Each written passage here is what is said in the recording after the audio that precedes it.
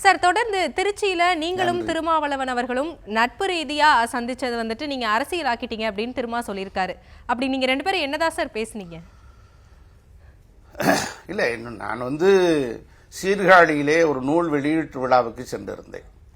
சீர்காழியிலே இரவு 11 மணிக்கு நிறைவு செய்துவிட்டு நள்ளிரவு திருச்சிக்கு வந்தடைந்தேன். அங்கு ஒரு விடுதியிலே தங்கியிருந்தேன். மறுநாள் கரூருக்கு செல்ல வேண்டும்.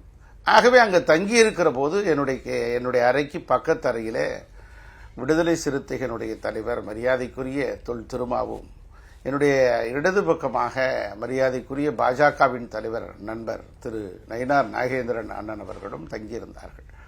ஆக அப்போது அவர் அருகிலே இருக்கிறார். ஏற்கனவே கடந்த ஒரு மாதத்திற்கு முன்புதான் விஐடி நிகழ்விலே அவரை சந்தித்து அவரும் மரியாதைக்குரிய மதிமுகவின் பொதுச் செயலாளர் வைகோவும் கலந்து கொண்ட தமிழ் முழக்கம் நிகழ்ச்சியிலே ஒன்றாக கலந்து கொண்டோம்.